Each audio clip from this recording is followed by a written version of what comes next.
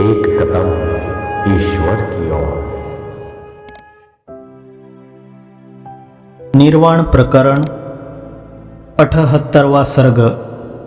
क्रम से उनके वैराग्य, सतशास्त्र के अभ्यास में उनकी निष्ठा तथा चुड़ाला के विवेक और ज्ञान लाभ का वर्णन।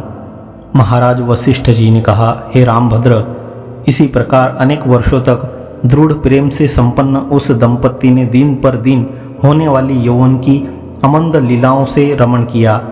अनंतर एक के पीछे एक यों आवृत्तिशील अनेक वर्ष बीत गए और फूटे हुए घड़े से जल की नाई धीरे धीरे गल रहा तारुण्य देखकर उन्होंने विचार किया, तरंग समूहों के सदृश अति चपल आकृति वाले भंगुर शरीर से व्यवहार कर रहे जीव का पक्व फल के पतन की नाई देह वियोग किसी भी प्रकार हटाया नहीं जा सकता। कमल पर हिम रूपी वज्र की नाई इस देह पर अब जरा गिरने के लिए उन्मुख हो ही रही है, क्योंकि करतल से जल की नाई निरंतर आयु गलती ही जाती है। वर्षा काल में कटु तुम्बी लता के सदृश एकमात्र भोग और उसके साधनों की तृष्णा बढ़ती ही जाती है, और पर्वत नदी के वर्षाकालिक पूर्व की नाई वेग पूर्वक यौवन बहता ही जाता है। यह जीर्ण स्थिति वाला शरीर आदि रूप जीवन इंद्रजाल के सदृश असत्य ही है, और धनुष से छूटे हुए बाणों के सदृश विषय सुख दूर दूर भागते जा रहे हैं। आमिष अर्थात मांस के ऊपर झपट झपट कर गीध उसे जैसे नोचते हैं, वैसे ही आध्यात्मिक आदि दुख और तृष्णा चित्त के ऊपर झपट झपट कर उसे नोचते हैं। और यह शरीर वर्षा काल में जल के बुदबुद के सदृश क्षण भर में ही विलीन हो जाने वाला है। विचार कोटि में प्रविष्ट हुआ यह व्यवहार कदली गर्भ के सदृश निसार ही ठहरता है, और सपत्नी चाहने वाले पुरुष की प्रियतमा के सदृश यह यौवन अवस्था शीघ्र छोड़कर भागती जाती है। वृक्ष में रस शोषण के सदृश जबरदस्ती इष्ट विषयों के अलाभ से जनित दौर्मनस्य प्राप्त होता है। इसलिए इस संसार में ऐसी कौन वस्तु है जो शुभाकृति, सुस्थिर एवं अत्यंत सुंदर हो, और जिसकी प्राप्ति कर यह चित्त फिर जन्म मरण आदि दशाओं में पीड़ित न हो। उस दंपत्ति ने इस प्रकार विचार कर यह निश्चय किया कि संसार रूपी व्याधि का असली औषध अध्यात्म शास्त्र ही है। इसलिए उसी का दीर्घकाल तक विचार किया। केवल आत्मज्ञान से ही संसार रूपी महामारी शांत हो जाती है। यह निर्णय कर वे दोनों आत्मा का ज्ञान संपादन करने के लिए तत्पर हो गए। अध्यात्म शास्त्र में ही उनका चित्त लग गया था, प्राण भी उसी में थे, उसी में उनकी निष्ठा थी। अध्यात्म शास्त्र वेत्ता की ही उन्होंने शरण ली थी, उसी की अर्चना में निरत रहते थे। उनकी इच्छा भी अध्यात्म शास्त्र की ही रहती थी, और उस समय इस संसार से वे दोनों विरक्त हो उठे थे। उन्होंने अध्यात्म शास्त्र में ही दृढ़ अभ्यास बढ़ा लिया था। वे एक दूसरे को अध्यात्म शास्त्र का ही स्मरण कराते थे। उनकी प्रीति उसी शास्त्र में थी एवं परस्पर उनका समस्त आरंभ अर्थात श्रवण प्रबोधन आदि उसी में होता था। हे श्री राम जी, तदनंतर वह चुड़ाला अध्यात्म शास्त्र के तत्ववेत्ताओं के मुख से संसार दुख समुद्र से पार करने में समर्थ सुंदर आत्मज्ञानोपयोगी रमणीय पदक्रमों से संयुक्त शास्त्रार्थों का निरंतर श्रवण कर बाह्य शरीर के व्यापारों का परित्याग कर और धवल उग्र बुद्धि से युक्त होकर अपनी आत्मा के विषय में इस प्रकार अहर्निश विचार करने लगी, अब मैं स्वयं विवेक कर अपने आत्मा को देखती हूँ कि मैं क्या हूँ, यानी इस कार्यकारण संघात रूप शरीर में ऐसा कौन पदार्थ है जो चेतन हो सकता है। यह संसार रूप मोह किसको प्राप्त होता है, यानी मोह जिसको प्राप्त होता है वही उसके निवारण में समर्थ होगा। परंतु वह कौन है, किस हेतु से कहाँ मोह प्राप्त हुआ, मोह का मूल क्या है, क्योंकि मूल का ज्ञान होने पर ही मूलोच्छेद द्वारा मोह का निराश अनायास सिद्ध हो जाता है। देह तो जड़ और अत्यंत मूढ़ है, इसलिए वह चेतन नहीं हो सकती, यह अटल निश्चय है। इस प्रकार का निश्चय साधारण बालक तक को भी अवगत है, और मैं स्थूल हूँ, गौर हूँ इत्यादि बुद्धिवृत्ति होने पर ही देहादि का अनुभव होता है। स्वतः नहीं, इसलिए उसमें जड़ता स्वतः सिद्ध ही है। हाथ पैर आदि कर्मेंद्रिय समुदाय भी इस शरीर से अभिन्न अवयव रूप ही है। कभी अवयव और अवयवी में भेद नहीं रहता, इसलिए शरीर रूप अवयवी के सदृश वह भी जड़ ही है। ज्ञानेंद्रिय समुदाय भी शरीर के अवयव रूप ही है, इसलिए वह भी जड़ ही है। यह दिख पड़ता है क्योंकि मन आदि से जड़ देह आदि में प्रेरणा मिलने के कारण उनके साथ संयोग योग्य द्रव्य रूपता होने से पृथ्वी पर ढेले की प्रेरक यष्टि के सदृश उनमें जड़ता ही है। संकल्पात्मक शक्ति रखने वाला जो मन है उसे भी मैं जड़ ही मानती हूँ। जैसे गोफन से पाषाण प्रेरित होता है, वैसे ही मन भी बुद्धि के निश्चयों से प्रेरित होता है। इस तरह निश्चय रूपा बुद्धि जड़ता स्वभाव से ओतप्रोत है, यह अटल निश्चय है।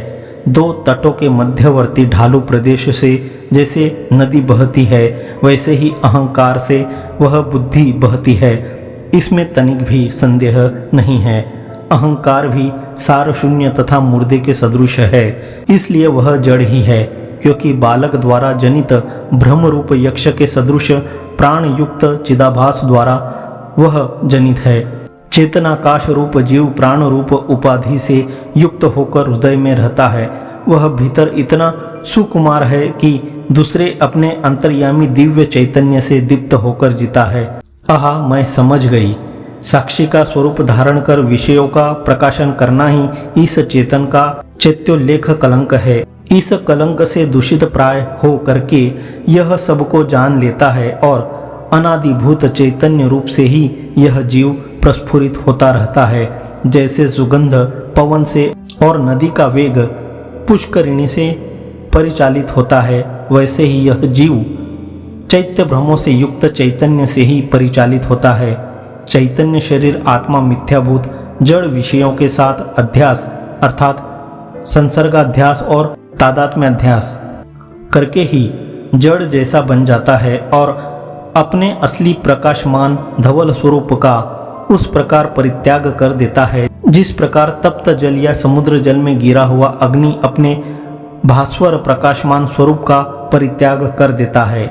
इसलिए सत्तांश में चैतन्य भिन्नता के सदृश प्राप्त हुई घट सत है, पट सत है। इस प्रकार की सत्ता अचित घटादि विषयों के साथ एकता का अनुभव करती है और घटादि का लय होने पर घट नष्ट हो गया, पट नष्ट हो गया, इस प्रकार सत्ता के अभाव का ही अनुभव करती है। विषयों के साथ एकाग्रता होने पर जो भी कोई चाहे वह सद्रूप हो या असद्रूप हो, वासना वेष्टित होकर स्वतः दिख पड़ता है। वही एक क्षण में पूर्ण स्वरूप का परित्याग कर तत्स्वरूप हो जाता है। उक्त रीति से परमार्थतः चित स्वरूप भी अविद्या के आवरण से अध्यास परंपरा से जड़ शून्य और असत सदृश उत्पन्न जगत का स्वरूप बुद्धि में अनावृत स्वभाव चैतन्य से ही तत्तदाकार वृत्ति व्याप्ति एवं मूला विद्या रूप आवरण के भंग द्वारा जाना जाता है। उस तरह का पहले विचार कर फिर उस चुड़ाला ने यह विचारा कि किस उपाय से मूल अविद्या के आवरण से रहित चिति दृश्य स्वप्न का परित्याग कर प्रबुद्ध होवे और तदनंतर दीर्घकाल के बाद कहे जाने वाले प्रकार से आत्म तत्व को उसने पहचाना। उसे बड़ा ही आनंद मिला और कहने लगी कि अहो, दीर्घकाल के बाद मैंने सर्वविध उपद्रवों से शून्य ऐसी ज्ञातव्य वस्तु का ज्ञान प्राप्त किया जिसे जान लेने पर पुरुष फिर पुरुषार्थ से च्युत नहीं होता अथवा किसी भी काम्य अर्थ की हानि नहीं होती, क्योंकि उसकी प्राप्ति से समस्त कामनाओं की परिपूर्ति हो जाती है अथवा दुख का साधन समझकर किसी पदार्थ का परित्याग नहीं करता, क्योंकि उस समय सभी पदार्थों में आनंदात्मक पर ब्रह्म रूपता ही प्राप्त हो जाती है।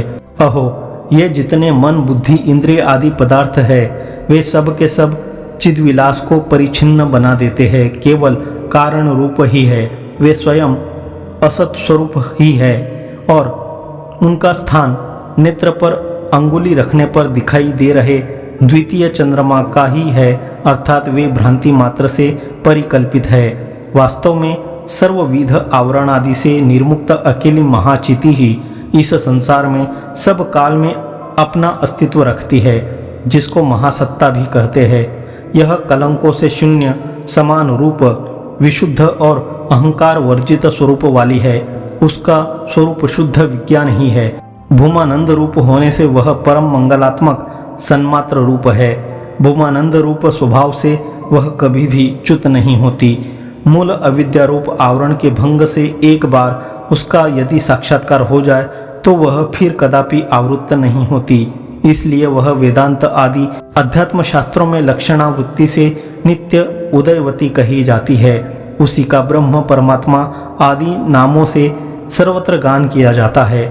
चैत्य अर्थात ज्ञेय आदि त्रिपुटी समूह इससे भिन्न कोई दूसरी वस्तु ही नहीं है, क्योंकि यह त्रिपुटी साक्षी रूप उसी से प्रकाशित होती है। यह साक्षी स्वरूप चिति किसी दूसरे प्रमाण से सिद्ध नहीं होती, क्योंकि त्रिपुटी प्रवृत्ति के पहले ही वह स्वयं सिद्ध है, अतः वह आद्याचिति कही गई है। चैत्य शून्य जो यह चिद्रूपता है वह उसका अविनाशी रूप है। मन, बुद्धि, इंद्रिय आदि पदार्थों के स्वरूपों से वह चिति ही विवर्तित होती है। मन, बुद्धि आदि विवर्तों से चैतन्यात्मा जब प्रमातृ रूपता प्राप्त करता है तब उसमें तरंग कणों के कल्लोलों के सदृश यह जगत रूप भूत भौतिक पदार्थों की अस्तित्व स्फुरित होती है। जो यह जगत सत्ता का रूप प्रसिद्ध है वही अधिष्ठानभूत महाचिति का दूसरा स्वरूप है, क्योंकि वह सत्ता रूप चिति स्फटिक मणि के सदृश जगत का प्रतिबिंब असंग होकर ही धारण करती है। और यह जगत सत्ता तो व्यावहारिक तथा प्रातिभाषिक पदार्थों में अपने अपने अधिष्ठान के अनुसार उदित है। इन कारणों से जगत की सत्ता का अधिष्ठान सत्ता से पृथक निरूपण न हो सकने के कारण यह केवल माया रूप ही है। यह कहते हैं जगत का निर्माण करने वाली ब्रह्म से अभिन्न शक्ति से जो अधिष्ठान सत्ता विद्यमान है उसी से जगत सत्ता अतिरिक्त सी भासती है। यहाँ माया से अतिरिक्त किसी दूसरी सत्ता का संभव है ही नहीं। इसलिए नाम रूप विशेषों का प्रलय होने पर जगत सत्ता मायाश बल ब्रह्मात्मना ही अवस्थित रह जाती है और माया का बाध होने पर आनंदैक रस स्वरूप सन्मात्रात्मक आत्म तत्व का वह स्वयं अनुभव करती है, ऐसा कहते हैं। अलंकार आदि की जो विचित्रता है वह जैसे अलंकारों का विनाश हो जाने पर सुवर्ण सत्तात्मना ही उदित होती है, वैसे ही जगत का विलय हो जाने पर जगत की सत्ता मायाश बल ब्रह्मात्म रूप से उदित होती है और माया का बाध हो जाने पर सच्चिदानंद रूप आत्मसत्ता का स्वयं अनुभव करती है। जैसे स्वप्न तथा इंद्रजाल आदि में द्रव रूप से परिणत अपने चित्त से सिद्ध समुद्र के जल में तरंग आदि वास्तव में अनुदित भी उदित होते हैं, वैसे ही महाचिति में वास्तव में अनुदित भी जगत आदि समष्टि चित्त के कारण उदित होते हैं। जैसे स्वप्न में चिद्रूप आत्मा ही जलाधि में द्रव के कारण चित्त कल्पित जल रूप से तरंग आदि रूपवान पदार्थ होता है, आत्मा से अतिरिक्त वहाँ कुछ नहीं रहता, वैसे ही चिन्मात्र ही मैं जगत रूप से संपन्न हूँ। परमार्थतः पूर्ण चिदात्मक मुझ से अतिरिक्त अणु मात्र भी नहीं है। इस प्रकार अहम भाव का भी परिशेष न रहने से अनहम भाव चिन्मात्र ही विस्तीर्ण है। इस चिन्मात्र स्वरूप आकाश के जन्म मरण सद्गति असद्गति स्वर्ग नरक या नाश का कहीं संभव ही नहीं है। यह आत्मा छेदन के योग्य नहीं है, दाह के योग्य नहीं है। यह चिति रूपी आदित्य अति निर्मल है। आहा, मैं दीर्घ काल के बाद शांत होकर चारों ओर से परम सुखी हुई हूँ। अब मैं सर्वविध भ्रमों से निर्मुक्त होकर विचरण कर रही हूँ। मंदराचल से शून्य प्रशांत सागर के सदृश अवस्थित हूँ। ब्रह्माकार से लेकर स्तंभ पर्यंत जितने भी प्राणियों के कर्मफल है, जितने भी उनके साधनभूत व्यापार है एवं जो भी निष्फल वृथा चेष्टाएं हैं, वे सब उस अनंत आकाश स्वरूप चैतन्यात्मा के स्वरूप है, जो दृश्याभास से शून्य, अत्यंत स्वच्छ, अनंत, अज, अच्युत, काल परिच्छेद से शून्य, देश और वस्तुकृत परिच्छेद से शून्य, आकाश रूप, निर्मल, बाध रहित और परम है। कुलाल आदि पुरुष जाति से बनाई गई मृत्तिका की सेना जैसे मृत्तिका रूप ही है, वैसे ही सुर असुर आदि से युक्त यह विश्व अकृत्रिम पर ब्रह्म स्वरूप ही है। उसी प्रकार दृष्टा एवं दृश्य रूप सत्ता भी एकमात्र चैतन्य रूप ही है। यह ऐक्य है, यह द्वैत है, यह मैं हूँ, यह मैं नहीं हूँ इत्यादि भ्रम जनित मोह कौन चीज है, वह किस तरह हुआ, किसको हुआ और कहाँ से आया, अर्थात यह सब मिथ्या ही है। अपने अंदर अनंत पारमार्थिक स्वरूप की अनायास प्राप्ति कर अब शांत होकर अवस्थित हूँ। अब मैं मोक्ष सुख में अच्छी तरह विश्रांत हूँ। संसार रूप ज्वर से वर्जित भूले हुए हार की प्राप्ति के सदृश प्राप्त हुए स्वरूप में अब बैठ गई हूँ। अचेतन या चेतन जो भी कुछ जगत प्रकाशित होता है अथवा जो भी कुछ उसके भोक्ता रूप से प्रकाशित हो रहा है, वे दोनों भासमान आत्मा से अभिन्न जो ब्रह्म है तद्रूप आकाश स्वरूप ही है। न तो इदम है, न अहम है और न दूसरा है, एवं न तो भाव और अभाव का संभव है। अब